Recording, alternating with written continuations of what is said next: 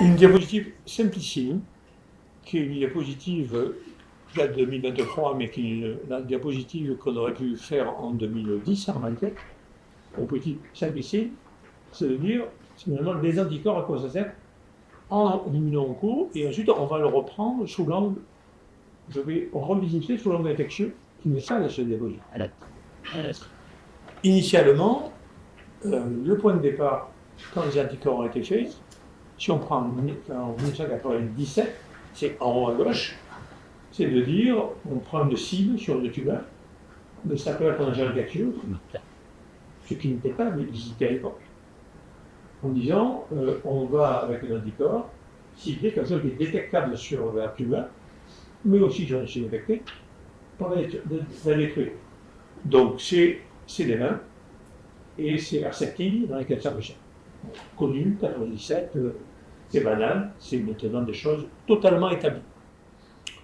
En même temps, ça a été fait en même temps, c'est tous les concepts de l'angiogenèse, je parle d'oncologie, c'est de dire un anticorps, ça peut inhiber l'interaction entre un ligand et un récepteur. Et ça me parle parce qu'on parle de neutralisation. On est en pleine neutralisation. L'idée de départ de ce qui a été fait à l'époque, c'est de dire on va réguler et empêcher que, là c'était un facteur de croissance, et un effet pro-endothélial, mais vous pouvez le visiter comme vous voulez, dans tous les sens, à tout niveau, pas trop zéro. C'est tous les sens. L'idée elle-même, c'est de la neutralisation factorielle, vous neutralisez comme vous voulez, mais ce qui est fait, c'est purement ça. C'est bêtement, je dis, bêtement, j'exagère un peu, c'est la base, sur le fond. Et ensuite, il y a quelque chose qui est un peu particulier, qui est surtout utilisé en VIH à l'heure actuelle, depuis 4 ans maintenant, c'est de dire comment on peut augmenter la réponse dans des contextes où la réponse n'est pas suffisante. Et c'est sur les lymphomes VIH, par exemple, qui a été le plus développé. Je vous laisse inventer, c'est vous les cliniciens, dans ce contexte-là. Est-ce que c'est utilisable dans vos domaines? C'est à discuter, mais les outils sont là, disponibles, sans aucun problème. Après, en bas, à gauche, il y a le champ qui se développe le plus à l'heure actuelle en oncologie, qui est l'utilisation de ces anticorps ou de protéines recombinantes dans deux contextes. Soit c'est la radioimmunothérapie, qui est une vieille histoire, qui a été un peu abandonnée, et qui maintenant est revisitée dans deux contextes. Pour du diagnostic, qui va exprimer le ligand de la cible, et est-ce qu'on peut détruire in situ un peu. Donc c'est radioimmunothérapie, ça veut dire que on peut le faire avec des radioisotope, mais de nouveau dans un contexte infectieux, il y a des réflexions sur le type d'agent que l'on pourrait utiliser pour travailler sur des réservoirs. Ça c'est un point qui n'est pas mûr pour l'instant du tout, mais qui est à réfléchir par les personnes qui sont impliquées dans ce contexte-là, et très proche, qui est redevenu en vogue depuis maintenant 3-4 ans, depuis que Daiichi a trouvé une toxine, pas très toxique, mais a couplé un anticorps qui permettait d'éliminer les cancers du sein. Donc c'est des outils en réalité là aussi de destruction de cellules, qui vont donner des cellules exprimant un antigène, et éventuellement un pathogène. Je reviens sur l'exemple de, parlons de VIH latent, enfin, parlons de virus latents, qui sont BV, SOMV, autres, qui soient des bactéries intracellulaires latentes. Ça, c'est à l'eau à réfléchir. Donc, ça fait partie des éléments importants. Et le dernier point, qui est le plus en vogue, le dialogue, en haut à droite et en bas à droite, c'est ce qui correspond au marché le plus fort avec les ADC à l'heure actuelle, correspond aux cellules T qui vont reconnaître un antigène et l'éliminer. Je vous donnerai l'exemple après. Et l'autre, c'est la même chose, mais au lieu d'utiliser une cellule qu'on a modifiée in vitro pour lui permettre de reconnaître un antigène, qui est une antigène tueuse, comme ce là, mais on peut imaginer n'importe quel type d'antigène, et c'est ce qu'on fait avec CellScape à l'actuel dans les maladies auto-immunes. Vous voyez les lymphocytes B qui sont autoréactifs. On peut l'imaginer de la même façon, ce n'est pas fait pour l'instant, mais dans les maladies infectieuses. Donc ça, c'est plutôt un cadre de réflexion. Et une alternative, c'est ne pas faire de l'ingénierie qui nécessite un processus de bioproduction qui coûte plusieurs millions d'euros, c'est-à-dire de produire des cellules qu'on a modifiées, et de réinjecter au patient. L'alternative, c'est de faire ce qu'on appelle les anticorps bi- ou multispécifiques, c'est-à-dire un anticorps qui va reconnaître une cellule fonctionnelle, un lymphocyte T par exemple, et une cible. Là, c'est tumoral, mais ça peut être une cible d'une maladie auto-immune, comme des maladies infectieuses. Donc, théoriquement, le concept, donc avec ces diapositives, je dirais que, avant de basculer sur les concepts de machine, on a quasiment tous les concepts qui sont des outils qui sont utilisables dans beaucoup de pathologies humaines en cours à l'heure actuelle et qui sont à l'heure actuelle, depuis 2021, ont basculé dans le maladie auto-immune avec les CAR T-cells. C'est 2021 le premier article du New England.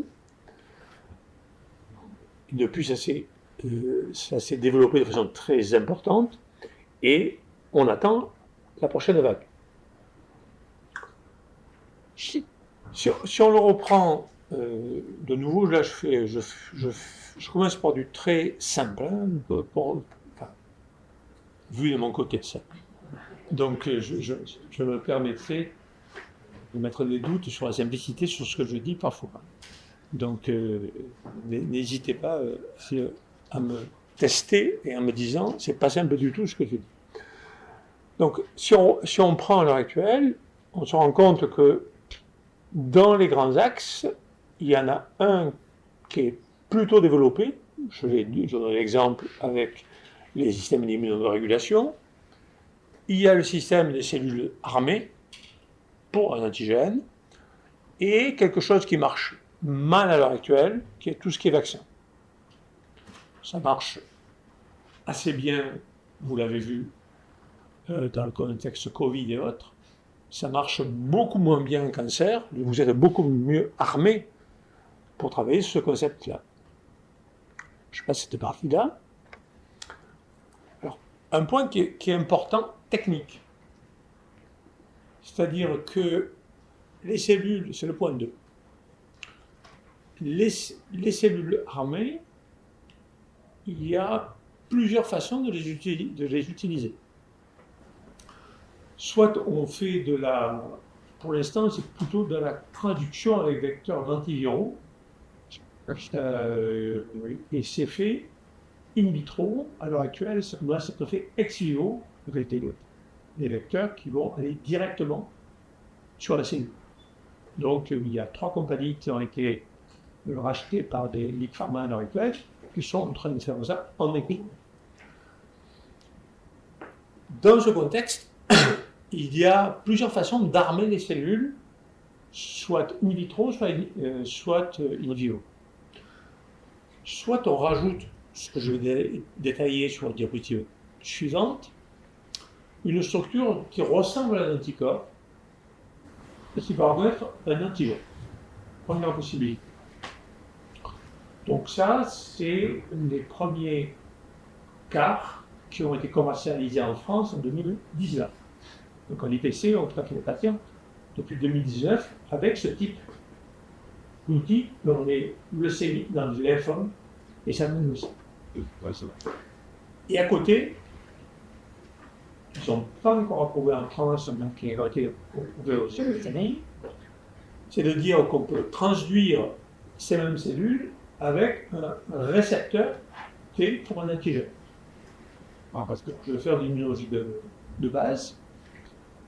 Le récepteur T, ce qu'il voit, c'est un peptide, donc c'est un fragment de protéine, quel qu'il soit, associé à une molécule HLA à la surface du site. Donc, là, c'est assez compliqué, puisque le répertoire qu'on a estimé, théorique, est de l'ordre de 10-15-12 récepteurs T différents, avec une seule d'antigènes. C'est un répertoire très très large. Ouais. Donc, ce qui est fait à l'heure actuelle, c'est d'identifier certains de ces récepteurs T pour reconnaissance d'antigènes. C'est fait en oncologie. Un premier a été accepté par la FDA dans les mélaноmes. Qu'est-ce qu'il va en être par ailleurs, on ne sait pas. Toujours est-il que ce produit, l'avantage qu'il a, c'est que ça devient une cellule qui est armée pour reconnaître un antigène, qui peut très bien être une protéine intracellulaire. C'est le propre du peptide.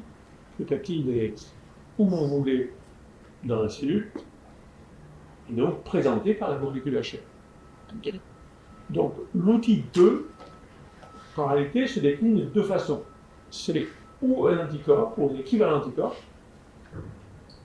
ou un récepteur pour un antigène, et dans votre cas, ça peut être très bien un peptide issu d'une protéine X, qui est votre protéine favorite, sur une bactérie intracellulaire, présentée par une molécule HLA. Le contrat, c'est d'arriver à identifier le lévocyte et de cloner. Et c'est la dernière partie de la présentation par rapport à la technologie du clone qui, en théorie, peut le faire. Donc, dernier point, c'est vaccination. Donc, j'en ai déjà parlé en disant que ça marchait pas très bien à l'heure actuelle. Je pense que c'est cette partie-là. Et cette partie-là aussi. Ça, c'est des détails techniques hein, sur lesquels je reviendrai. Alors, les techniques d'ingénierie à l'heure actuelle sont, nous, au niveau du CellScape, on a testé déjà quelques-unes de ces technologies qui ne sont pas très compliquées à faire, pas très compliquées, voulant dire, dans la mesure où vous avez des constructions, mais ça veut dire que vous avez plusieurs types de produits que vous pouvez mettre dans votre cellule effectrice désirée. Ça peut être un lymphocyte T, ça peut être une cellule NK, ça peut être une cellule gamma delta, ça peut être un monocyte, ça peut être quasiment tout type de cellule en réalité, sur lequel vous avez la possibilité de produire par génie génétique. Techniquement, c'est pas compliqué. La transduction, on les a maîtrisées grâce à certains systèmes pour l'instant l'antiviraux. On travaille sur les nanoparticules par ailleurs. Mais pour l'instant, c'est un antivirus. On est capable d'obtenir ce spectre de produits qui vont reconnaître des cibles portées par une cellule. On a commencé par la tumeur, c'est plus facile. Hein.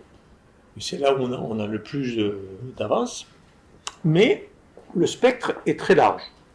C'est pour vous dire qu'on peut imaginer beaucoup de choses qu'ensuite il faut raffiner par rapport à vos réflexions sur les bactéries intracellulaires. Alors je bascule maintenant sur la technologie, avant de revenir, et je terminerai après d'essayer de faire une synthèse. Alors la technologie qui est chez vous, sur lesquelles donc Loéla et les personnes qui ont été recrutées pour l'instant vont se former, a plusieurs possibilités. Certaines vous parleront facilement, d'autres, il faut se les approprier, il faut aller à comprendre l'intérêt, pour le dire autrement.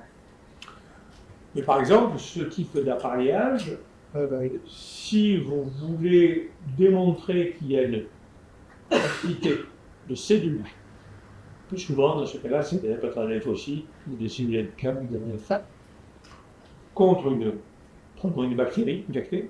Je donne un exemple. La machine telle qu'elle est, dans la mesure où vous avez marqué par l'atome fluorochrome la cible, par exemple la bactérie infectée, vous pouvez suivre en temps réel, c'est un des avantages de la machine, puisque tous les expériences se font à 37 degrés, donc c'est l'autre avantage de la machine, c'est-à-dire qu'elle est thermostatée, c'est un peu comme si vous étiez dans un incubateur de ce temps-là. Vous pouvez suivre sur des périodes de temps, allant jusqu'à 48 heures, ce qui se passe. Je montre cet exemple, c'est de nouveau, ça c'est pas moi, hein. C'est Brucker qui l'a fourni, je ne suis pour rien, je ne fais pas la publicité, ne l'ayant pas encore fait chez nous, enfin bien qu'une référence, hein, donc vous savez, partir de quelque chose. Donc la clinique que j'ai dit tout bonheur, donc c'est Brucker qui l'a fait, je les en remercie. Dans ce contexte, vous pouvez vérifier ensuite, par exemple, si vos cellules de patient X avec la cellule infectée Y. Et ça, vous le mettez dans le tube, donc c'est l'avantage du système. Une chambre où on peut coétuver, il faut mettre un fluorochrome. Donc ça, c'est un des plus gros idées. Il y a plusieurs types de fluorochrome. On va mettre en surface sur le corps cellulaire.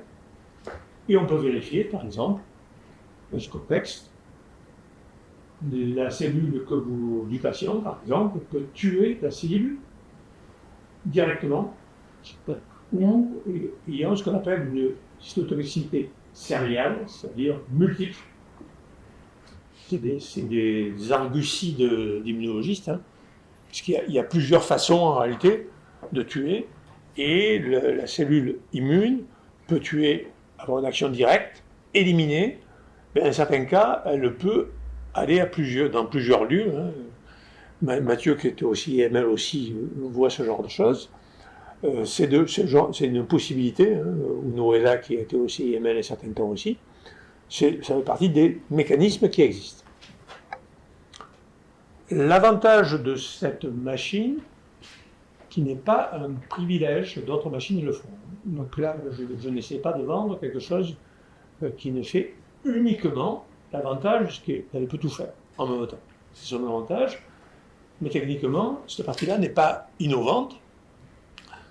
Toujours est-il que vous pouvez, en même temps, mesurer, de nouveau avec des systèmes de billes fluorescentes, l'ensemble des facteurs de croissance, qu'on appelle les cytokines, qui seront produits par vos cellules électrices en petit je ne sais pas quoi contre le pathogène intracellulaire, et vous pouvez le mesurer en temps réel pendant un différent temps et vérifier ce qui se passe dans ce contexte par rapport à un patient répondeur ou un patient non répondeur. L'autre élément utile, c'est que, en même temps, en rajoutant des anticorps marqués avec fluorochrome, vous pouvez phénotyper, c'est ce que Bernard fait avec tous ses collègues de cytométrie, vous phénotyper les cellules conservées. L'avantage, c'est que là, de nouveau, vous avez les 3 niveaux de paramètres qui sont analysés en même temps. Donc vous analysez les 3 niveaux de paramètres et ça vous donne un phénotype. Là, c'est fait pour des lymphocytes de T, c'est des 4 et des 8, mais on peut le faire dans d'autres contextes. Le dernier élément qu'elle peut faire en même temps, de nouveau, je fais la publicité pour Brucker, comme ça, oui, je fais rien de... Je fais VRP Brucker, je suis désolé, mais c'est comme ça. Donc, ce que peut faire la machine en même temps, c'est de mesurer l'interaction cellulaire. Pourquoi? C'est que quand deux cellules interagissent, en général, je parle du système immunitaire, si interaction forte il y a, c'est associé à une réaction qui est efficace. plus la durée est importante, au plus il y a d'interaction, au plus on peut mesurer des éléments de réponse correspondant à une réponse productive, vu cet angle-là. Je vais passer cet aspect-là. Donc, c'est un exemple de résultat. Je passe cet aspect-là, de nouveau, on l'a vu précédemment. Et je vais passer quelques minutes de cette partie-là. Là, on a basculé complètement dans ce que Brucker a fait avec d'autres services de Media Pictures pour valider leur technique en Covid et en maladie.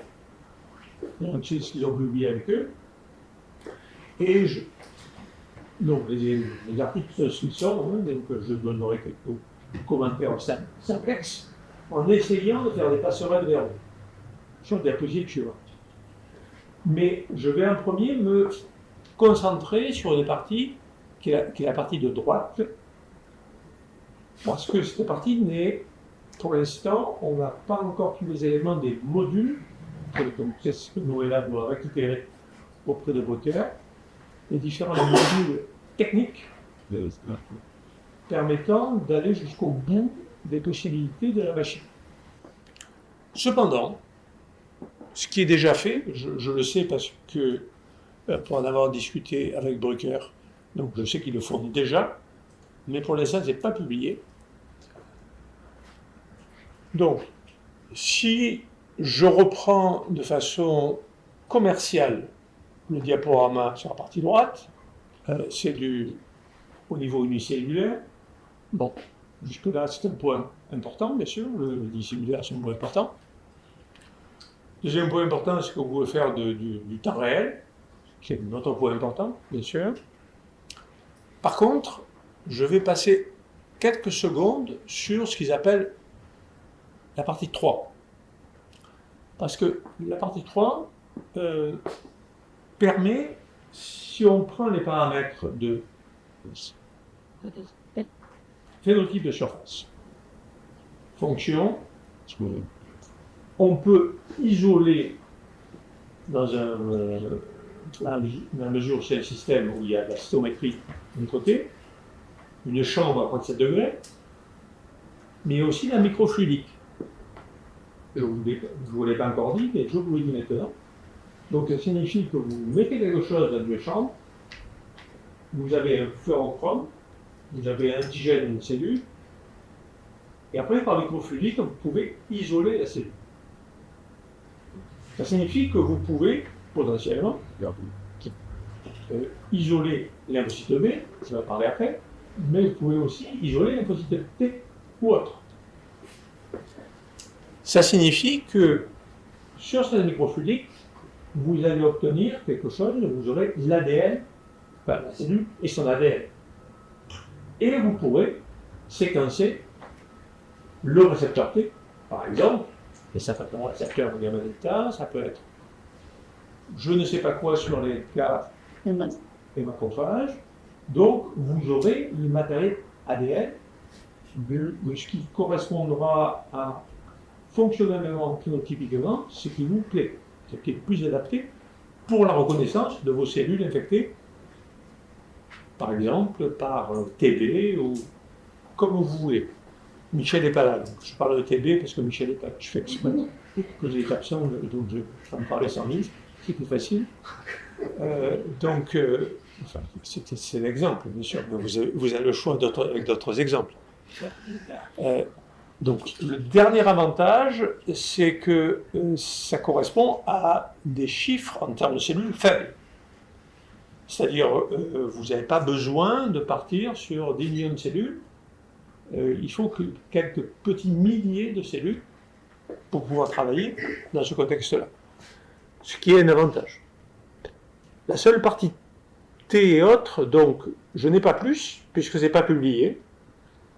Mais à l'heure actuelle, c'est fait avec les appareils Brucker, et donc ils sont en train de récupérer ces récepteurs T pour ensuite les transduire dans des CAR-T à visée anti-infectieuse.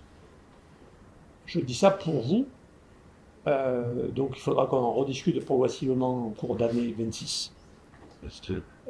Parce que ça fera partie des réflexions selon les modèles que vous mettrez en place.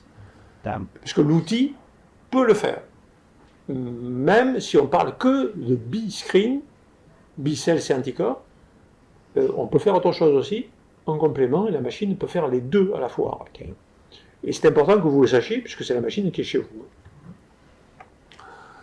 Alors, je vais prendre 4 ou 5 exemples Bruker, publiés, qui vont vous parler, qui sont simplissimes pour vous, moins pour moi, mais qui sont simplissimes pour vous.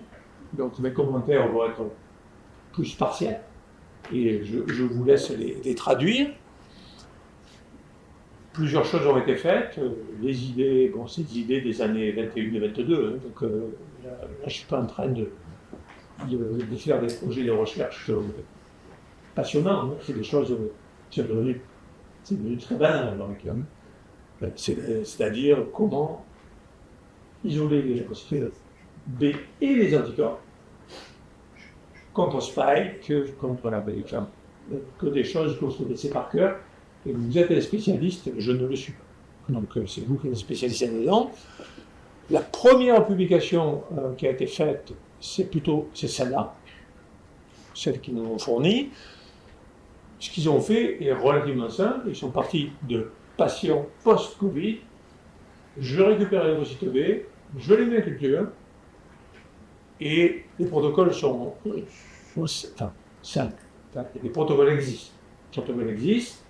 On peut isoler les cellules, les individualiser, puis après les tester dans la machine.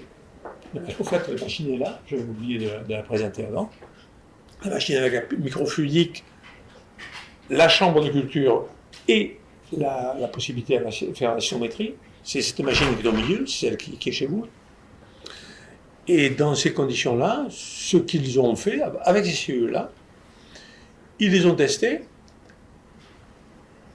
en analysant les anticorps qu'on peut prédire.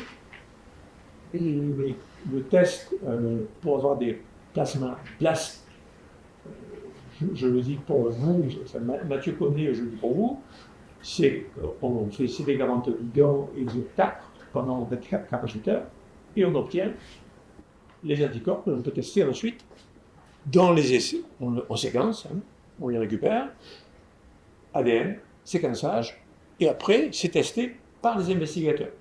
Donc, dans ce contexte, ça a été fait par ce groupe, mais c'est ceux qui connaissent qui le testent. Ça leur a permis, c'est le même article, ça leur a permis, donc vous retrouvez le système de microfluidique et vous voyez la façon dont, par exemple, la protéine spike, trimérisée, ou RBD, sont reconnus par les anticorps qui sont présents chez les patients. Et vous voyez au niveau unicellulaire, dans ce cas-là, ça c'est à partir de lymphocyte B, ceux qui produisent des anticorps qui vont reconnaître RBD ou Spike. Et vous pouvez les identifier très facilement dans la mesure où vous avez marqué avec un fluorochrome RBD ou Spike. Point important, bien sûr, c'est de connaître les cibles. C'est beaucoup plus facile. On peut travailler d'autres façons, mais c'est sûr que c'est le système le plus facile. Donc d'autres ont été faits. De nouveau, c'est la même stratégie. Donc lui, ce qu'il voulait faire, donc, là on a basculé sur NIH, c'est d'avoir des anticorps qui ont un spectre de reconnaissance large. C'est bien sûr le Graal de toute personne qui veut faire des vaccins, à l'évidence, c'est notre Graal à tous. Et ce qu'il a pu voir dans ce contexte, je vais directement à la conclusion, c'est qu'il a trouvé, de nouveau, on se retrouve toujours dans le microfluidique. Dans certains cas, c'est en blanc dans ce cas-là, des signaux fluorescents contre des protéines de spike qui sont retrouvées. Et il en retrouve quelques-unes. C'est récupéré, ADN, séquençage de nouveau, et ça bascule dans le labo, où le labo teste l'anticorps recombinant qui a été fait, fabriqué, et vous vérifiez s'il est inhibiteur. Voilà, c'est du baba pour vous. Mais enfin, je préfère le redire pour les étudiants, mais pour vous, la communauté, c'est du baba. Donc ça permet d'isoler, et ce que BIScreen, enfin la machine peut faire, si on a un essai de qualité permettant d'identifier la cible, si on a le lymphocyte B vivant du patient, donc on peut imaginer les mettre en contact avec IL4 et CD40 ligand pendant 48 heures, vérifier ce qui est reconnu, séquencer, et ensuite, après séquençage, l'anticorps est produit dans ce contexte-là pour être retesté en un second temps dans vos meilleurs essais, enfin vos essais favoris, ce contexte-là. Ils ont fait la même chose pour la malaria, enfin c'est un post-vaccin, c'est le RH5, enfin bon, c'est des choses, tout ça c'est des choses publiées et connues, donc j'enfonce les portes ouvertes dans ce cas-là, mais le concept est exactement le même, donc ce que l'on voit c'est la différence qu'ils ont pris des sporozoïdes d'un côté, des protéines recombinantes, donc ça signifie qu'on peut dans certains cas utiliser des produits complets, mais aussi des protéines recombinantes. Il faut arriver par contre à marquer le sporozoïde dans ce contexte-là, ce qui est faisable techniquement. Donc ça, été publié, c'est un fil de sel. Je crois que la dernière publication faite par Bruker, enfin collaboration que Bruker a fait en collaboration, posant des questions différentes, c'est l'efficacité de vaccins. Ah ouais. Et donc c'est un radar plot, je dis ça pour les étudiants. Le radar plot, on aime bien ce genre de choses, ça permet d'avoir un ensemble de paramètres où on suit le maximum d'éléments de réponse autour du cercle. Donc ça permet de voir un ensemble d'antigènes et de voir que par exemple, je prends ce premier, si on regarde sur le premier, c'est une première immunisation, on voit que c'est l'antigène B de SARS-CoV-2 qui est reconnu massivement, alors que les autres sont reconnus de façon très faible à part. Et ça, c'est deux types de vaccins, c'est pour donner cet exemple-là, toujours détectés avec la machine. Et ce qu'ils ont fait, après l'intérêt est surtout important pour le type de vaccin qu'on choisit, bien sûr, parce qu'ils voulaient comparer deux vaccins. On se rend compte qu'un premier type de vaccin, celui qui est en, on va dire, brun par rapport à celui qui est en bleu, en première immunisation primaire marche à peu près de la même façon, alors que le deuxième, celui qui est plutôt bleu, marche de façon plus efficace après la deuxième immunisation, alors que le premier, en deuxième immunisation, ne marche pas. Alors, tout ça, c'est des choses qui sont très discutables, c'est des manips, enfin, c'est des articles princeps. Il faut les tester, ce genre de choses. Donc ça, je le passe, et je m'arrêterai là sur ce que je voulais présenter. Donc, ça veut dire que, je ne clôt pas la présentation, simplement, donc, ce que j'ai essayé de faire, je pense qu'on a un travail commun à faire sur 26, c'est la raison pour laquelle on est là ici, parce qu'elle est responsable des plateformes de BIScreen, c'est de voir comment on peut progressivement s'approprier les machines, nous déjà, parce que ça a marché, il faut qu'il reste un de ce niveau-là, de se former. On comprend à peu près la façon dont ça marche, on comprend à peu près. Au-delà de ça, ça donnerait comme vous aimez. Et il faut qu'il y ait des projets BIScreen qu'on va tester. Un premier projet va être testé qui est un mix, enfin qui est auto-immunité. J'espère qu'il y aura des projets infectieux. Donc, il sera très fortement, donc l'université est au courant, donc j'espère pratiquement, je laisse bien noir aussi, c'est dessus. Mais bien sûr, il faut les réfléchir et les organiser en fonction des critères qu'on décrit.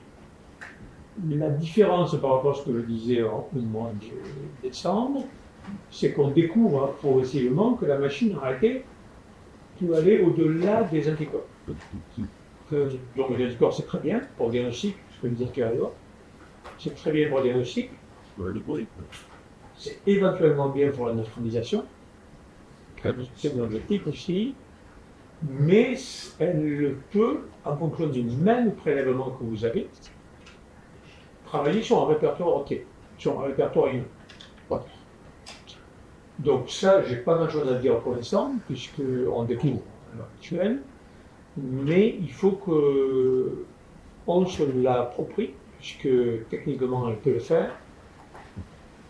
On va commencer à le faire, c'est le plus facile sur des objets plus faciles, vouloir dire que c'est là où il y a plus de matière pour l'instant, sur des projets en cours d'auto-immunité, puisque c'est là où c'est plus avancé.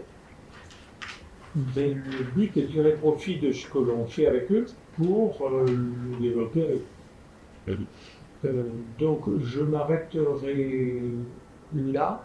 C'est pas un vrai séminaire, c'est plutôt une discussion ouverte, but étant progressivement de s'acculturer les uns les autres dans ce contexte, sur les machines que l'on découvre en mauvais temps que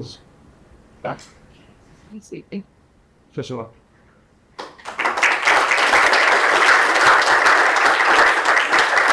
Okay.